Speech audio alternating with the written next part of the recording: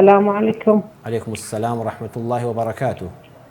ماستاگیان لەبەرخاتی زۆر ڕۆژەی تەمەندرێژ بی یا ئینشاءالله. ربی خوال لە ڕازی بێ خوشکە باشەکەی من خوای گەورە پاداشتان داتەوە لە خوای خۆشەویستانی گەورە خوای گەورە بن ئێمە هەموو خوشکبرایان لە پێناوی خوا دە مەحەبەتمان هەیە بۆ یەکتر یا ربی خوا لە خۆشەویستانی خۆی حسابمان کە لەو کەسانە بین کە لە ڕۆژی قیامەتە لە ژێر سێبەری عەرشی خوادا لەبەر ئەوە کۆ دەبینەوە کە لەبەر خاتری دینی ئیسلام و خاتری پەروەردگار یەکترمان خۆشویستە خوا لە ڕازی بێ خوشکە باشەکەم سپاس دەکەم.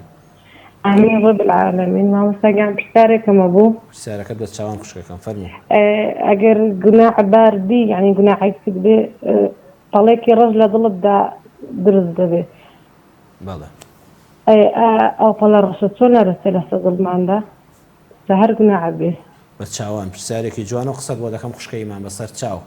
مامۆستاگیان زۆرم خۆشەوی ئینشاءالله تەمەندرێژ بی. یا ربی لەگەڵەوەی بەڕێزی شتا خوشکە باشەکەم لە خۆشەویستانی خوای پەروەردگار بین هەموو لایەکمان زۆر سوپاس دەستەکان خۆشبێت بێ خوال لەگەڵ بەسەر چاو خوال لەگەڵ بەسەر چاوان خوال لەگەڵ بێ ئاخوا. ئیمان خان دوا پەیوەندیمان بوو وتی ئەگە گوناهبار بی پەڵەی ڕەش لە چی لا دەچێت لە سەد و دەروونت؟ پەڵەی ڕەش بە تەوبە لا دەچێت هیچ گوناهێک نییە.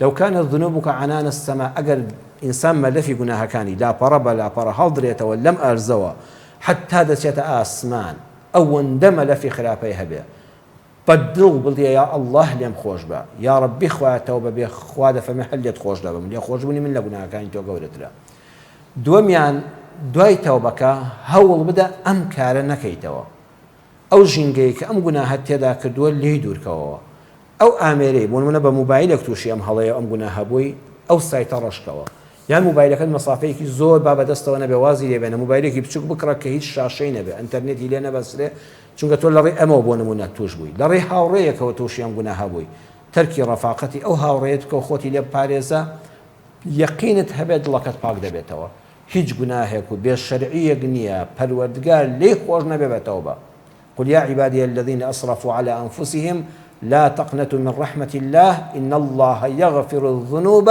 جميعا حتى گوناهێک هەیە تۆش کردێ بە تەوبە خوا لێی خۆش دەبێت بەڵام عەرزم کردن مەرجی دووەمی ئەوەیە خۆت لەو ژینگەیە لەو ئامێرە پارێزی کە بەهۆیەوە تووشی گوناهەکە بووی دڵنیا بە دڵەکەت سپی دەبێتەوە و پاک دەبێتەوە و دەرگای ڕەحمەت و لێخۆشبوونی خوا هەمیشە لەسەر پشتە.